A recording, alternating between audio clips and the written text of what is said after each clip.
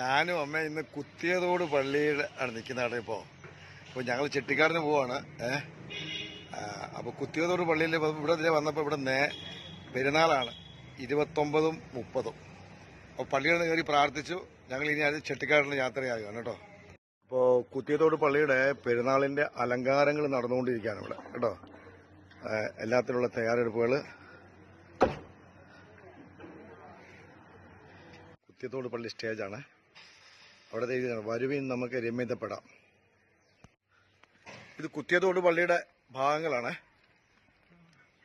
പെരുന്നാളിന്റെ ഒരുക്കങ്ങളൊക്കെ നടക്കുകയാണ് ഇവിടെ. അപ്പോ ഞങ്ങള് ഈ പള്ളിയിൽ വന്ന് പ്രാർത്ഥിച്ചതിന് ശേഷം അടുത്ത യാത്രയ്ക്ക് ആരംഭിക്കുകയാണ്. ഞങ്ങൾ ചെട്ടിക്കാട് പള്ളിയിലെത്തി. അമ്മ ഒരു നേർച്ചയുടെ പുസ്തകമാണ്. അമ്മ ഇല്ലാത്ത നേർച്ച നേരും. അപ്പൊ അതുകൊണ്ട് ഞങ്ങൾക്ക് കുറെ സ്ഥലങ്ങളൊക്കെ കാണാൻ സാധിച്ചിട്ടുണ്ട്. ചെട്ടിക്കാടാണ് നേർച്ചയുടെ നേർച്ച അർപ്പിക്കാൻ വന്നിരിക്കുന്നത്. അത് കഴിഞ്ഞു. ഇനിയിപ്പോ ഇവിടെ മൊബൈലിലെ പ്രാർത്ഥനകളൊക്കെ നടന്നുകൊണ്ടിരിക്കുകയാണ്. അപ്പൊ ഇവിടെ കഞ്ഞി ഭയങ്കര ജനങ്ങളാണ്. കഞ്ഞി കുടിക്കാൻ പ്രാർത്ഥനയ്ക്ക് എല്ലാത്തിനും കഞ്ഞി കുടിക്കാൻ തുടങ്ങി. നമുക്ക് എന്താ പരിപാടി? അമ്മ മെഴുകുതിരി കത്തിക്കൊണ്ടിരിക്കുക കേട്ടോ.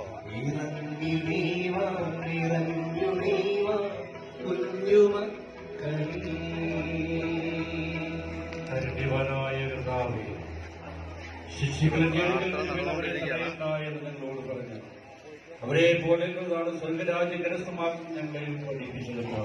വലിയ ദേവാലയത്തിൽ അൾത്താരയുടെ വലതു ഭാഗത്തായി ഒരുക്കിയിട്ടുള്ള പുണ്യത്തൊടരികിലേക്ക് കുഞ്ഞുമക്കളെ കൊണ്ടുവരിക. ഈ പ്രാർത്ഥനാ ശുശ്രൂഷയിൽ നമുക്ക് പങ്കുചേരാം. പാവനാത്മാവേ എൻ ജീവദായകനേ, ഇറങ്ങി നീവാ നിറഞ്ഞു നീവാ കുഞ്ഞുമക്കളെ. ശക്തി കൊണ്ട് ആത്മീയമായി ബലം പ്രാപിച്ചുകൊണ്ട് ശാരീരികമായ അസ്വസ്ഥതകളും രോഗങ്ങളും പ്രയാസങ്ങളും ഇഷ്ടംപോലെ ജനങ്ങളുണ്ട്. കുഞ്ഞുങ്ങൾ ആരോഗ്യത്തോടെ ഹൃദയമായി സമർപ്പിച്ച് പ്രാർത്ഥന. ശക്തി അയക്കണമേ. യോഗനായിരുന്നാൽ അവനിൽ വിശ്വസിക്കുന്ന ഏവനും നശിച്ചു പോകാതെ ജീവൻ പ്രാപിക്കുവാനാണ് തന്റെ ഏകജാതനെ അയച്ചത്. ഇഷ്ടംപോലെ ജനങ്ങള് ചോറ് മേടിച്ച് കഴിക്കുന്നുണ്ട്. ഈ കാണുന്നത് പിൽഗ്രിം സെന്ററാണ്. നേരത്തെ അവിടെ ഭക്ഷണം കൊടുത്തുകൊണ്ടിരുന്നത്. ഇപ്പോൾ ഇവിടെയാണ് കൊടുക്കുന്നത്. ഓക്കെ.